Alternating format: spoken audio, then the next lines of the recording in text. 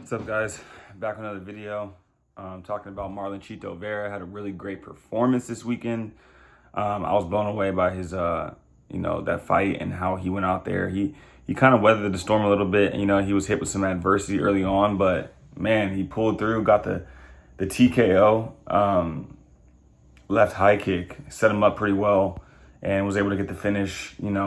Towards the tail end of that fourth round, or I think that was the beginning of the fourth round, within 2 minutes of the fourth round, I want to say. But yeah, bro, Chito Vera, like, he's really starting to heat up, get a lot of steam and get a lot of hype behind him. It's just crazy because the bantamweight division is, in my opinion, more stacked than the lightweight division. Everybody keeps talking about lightweight division is the most exciting division in the UFC. Obviously you have the likes of Charles Oliveira. It's the same division that Conor McGregor's and Michael Chandler, Gaethje.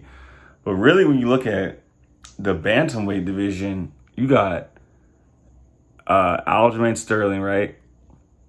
You have Petr Yan. You have Sean O'Malley. You have who else is in there? TJ Dillashaw. You have potentially Jose Aldo, Merab. I can't pronounce that guy's name, but Merab Delavisili, who's one of Aljamain Sterling's teammates. So the bantamweight division is stacked, man, and obviously a lot of people are very high on Sean O'Malley. They're very high on Petr Yan. They're very high on TJ Dillashaw, who's going to go ahead and fight Aljamain Sterling for the belt in October in Abu Dhabi. So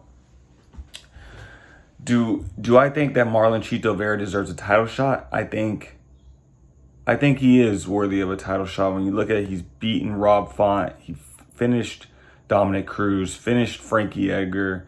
I think he's in the right realm of deserving a title shot, or he's one win away from a title shot. My fear for him, though, is that there's just going to be politics at 135. They're going to play out. Henry Cejudo re-entered that USADA testing pool, and you best believe if he's really going to fight, he's going to go ahead and jump the line. You also have Jose Aldo, who's right there about to fight a number 6 ranked Merab. And I know TJ Dillashaw is very high on fighting Jose Aldo. So if TJ Dillashaw beats Aljamain Sterling, I do believe TJ Dillashaw will want to fight Jose Aldo over Marlon Vera. And then also what you have is a potential situation if Cejudo comes back. You have a potential situation where it could be Cejudo versus Dillashaw at 135 for the belt again.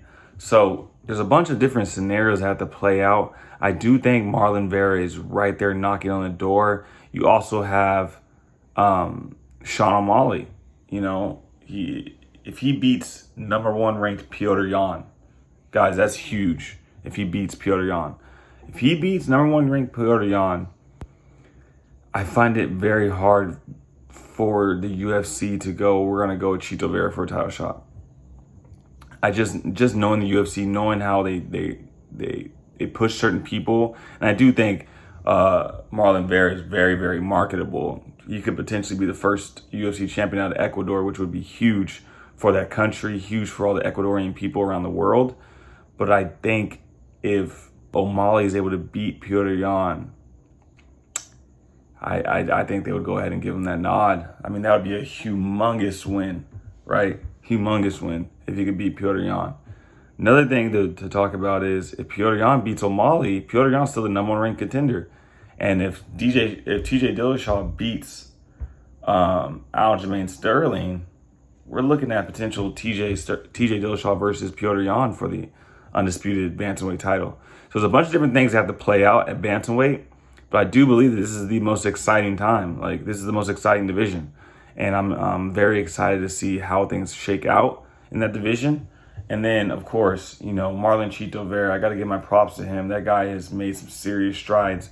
He is knocking on the door of title contention, and I think you have to give him his respect now that he's finished Edgar. He's finished Dominic Cruz. He went the distance with Rob Font and decisioned him. I mean, if he goes down the list and goes and rematches Aldo and takes out Aldo, or he goes and fights O'Malley. Yeah, people forget. Chito Vera finished Sean O'Malley before. So realistically speaking, Chito is really a high level fighter, man. I think he's one win away, if not a title shot away, from getting his shot at becoming a UFC champion. So that's today's video. Make sure you guys like, comment, and subscribe. Back in tomorrow with another video.